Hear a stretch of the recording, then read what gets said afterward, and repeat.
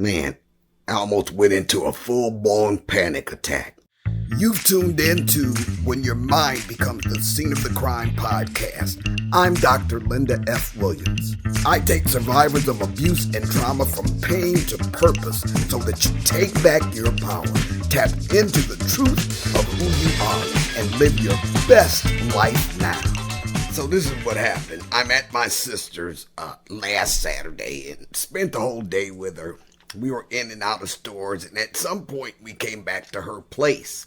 We're sitting there, both of us on our cell phones, new technology, not even talking to each other at the time. But my phone rang. It was my daughter. And she was saying that she wanted to give my phone number to a gentleman that she had met in her business, and apparently he had graduated with her father-in-law, and wondered if I minded if she gave this guy my number, because I had talked to her earlier and told her that I've got to come out of this funk and start getting out and having some fun. Now, everybody understand me. Where I am with this is, okay, you have isolated for 8 years. You need to get out and start having some fun.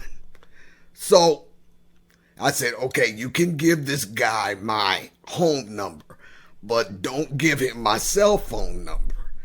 And I said, okay, so we talked a little longer and then hung up the phone. With my sister and I, we just going about our business. And it's about an hour later, I'm standing in the middle of a Goodwill store, about to have a panic attack. And I know she looked at me like I was 14 karat crazy, because she saw me doing like this, talking about, what did I just do? What did I just do? She said, well, what are you talking about? I said, telling Keisha it was okay for that guy to call me. What in the world had I just done? And I'm feeling this panic attack trying to come on. And then I kind of caught myself. She said, are you all right? And I said, okay, I'm going to be all right. I said, I'm still in control. That's what I kept saying. I'm still in control. And the more I said that, the calmer I got. And she just looked at me and said, yeah, I thought it was fine. You clearly said, don't give him my cell phone number so you don't have to worry about the guy texting you or blowing up your cell phone. And if he calls on your home phone, you talk to him and it turns out that he's a nutcase or something, you don't have to answer that call anymore. She said, yeah, you're still in control. And I just was so surprised. How many times have I sat here and told you guys, well, it's time for me to start getting out. I'm going to want to start dating again, just to have some fun, just to quit isolating, quit being scared. And at no point in the times that I told you guys that I ever consider that it would throw me into a doggone panic attack. What is my damage? I have done some thinking about it, and I think that really it was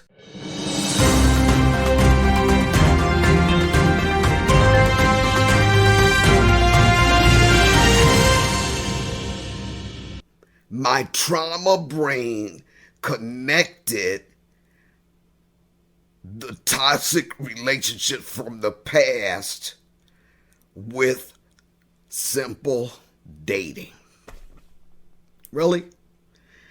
And because my trauma brain got stuck, now you got to remember, for 8 years I haven't dated anybody.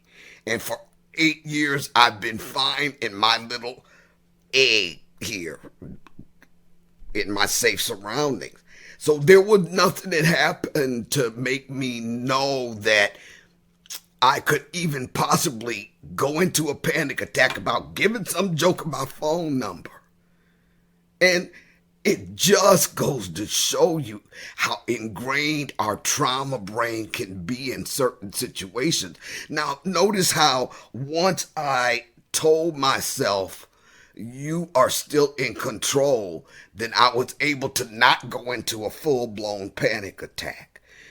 And that lets me know that on some deeper level, I must have felt like it's impossible to go out with a man without relinquishing control of who I am. Or maybe I just felt like on some level that, to date somebody could lead to my codependency issues again. Maybe. It's easy for me to say now that, oh no, that'll never happen. But I'm sure that I'm going to have to fight my trauma brain once I take this leap of faith and start dating. But this is true. That was trauma brain. Now let's talk about the truth, which has been muddled in the mess of the belief systems I built up from being traumatized. The truth of the matter is that dating doesn't mean automatically giving up control.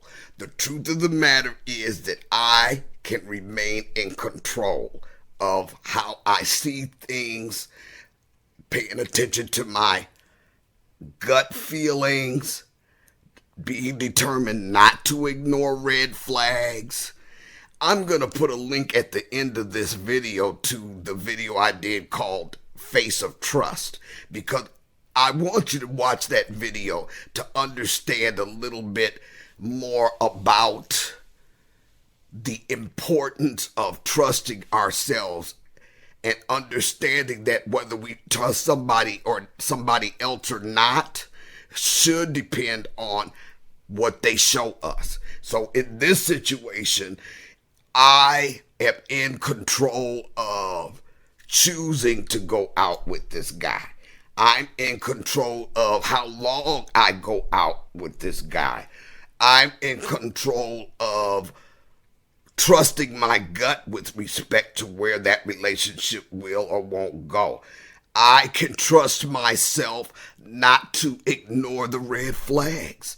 I can use the voice I didn't feel I had in the past to stand on the truth of my values and my true beliefs that are grounded in truth, and to make sure that I do not compromise that for anybody. I'm in control of all of that. So for me to, if I choose to, all I did was agree to a phone call. Now, I'm talking to y'all, I'm talking to myself about this right now. All I agreed to was a phone call. Why am I panicking about that? If indeed the dude calls, he may not even call. I'm panicking about something that hasn't even happened. So I just wanted to share that with you in the interest of being fully transparent about the fact that the trauma dynamic and the trauma brain can come into play at any given time. Now, one other thing that I know is the truth in this is, after telling you guys what not to do and how not to get duped by a shyster and how to trust yourselves, I have to hold myself to those same standards. And knowing that I'm going to upchuck the boogie on myself with y'all and to y'all whenever I do the goofy or do something stupid or make a mistake, I'm going to have to own it. So I'm going to try not to have to own nothing for y'all, okay? But I want this to be encouraging as well. I want you guys to know that, hey, you are in control. I was talking to somebody today about a whole different matter. We got off into this tangent about guys that are wrong for us, or toxic relationships, or knuckleheads that don't even deserve our time. And I came to the realization that, and this is going to trip y'all out, I came to the realization that nobody out here, whether they've been traumatized or not, whether they had to deal with healing from trauma or not, or never been traumatized. A lot of women run into these same knuckleheads. The only difference is not that the knuckleheads are just coming our way. The knuckleheads are out there in the mix overall, and they don't just come our way because we've been traumatized. They're probably coming the other women's way who are well adjusted, haven't had to go through that crap or been through it and totally healed from it. They are out there. The difference is a woman standing on her values and the truth of who she is, and understanding that her values, what's important to her in life, relationships, whatever, has got to take full front and center stage position in her life, and comfortable with that, embracing that, and knowing that she deserves no less than that. They can't get close to her. Yeah, they might come in the mix, but real quick, it's like, cut them out. Next, cut. She's not even going to give him the time of day. But for any woman who will give that type of person the time of day, then now you caught up. You got to deal with the BS. You're still in control. Understand me. You are still in control. You get to choose. And understand that the minute you see something that's not lining up with who you are, not lining up with your values, not lining up with how you want to be treated by somebody, then you need to cut your losses right then and quit gaslighting yourself and making excuses for that behavior and accepting that behavior, hoping it's going to get better. That's the only difference. Knuckleheads are out there in the mix, but when you can come straight out the lineup, the minute something ain't looking right, then you don't spend your time putting your heart into that relationship just to get it broken again. Anyway, I'm going to give you a link to the 5-day Love of Your Life challenge so that you can go take that, because I developed that because of the very stuff I'm talking about now. What it's going to do is get you well grounded in who you are, what your values are, and help you to be able to determine early in the relationship, not 6 months down the line, but early in the relationship. You're going to know how to peep out. Oh, no, that ain't right. That ain't lining up with me. And I'm not saying that just because somebody don't line up with your values that they're anything less than human. I'm saying that they're just not right for you. So take the 5-day Love of Your Life challenge. I put a link to it below. There's also a link to have a breakthrough session with me, complimentary, so that we can talk about what your pain points are and determine whether or not we should partner to deal with those issues for you.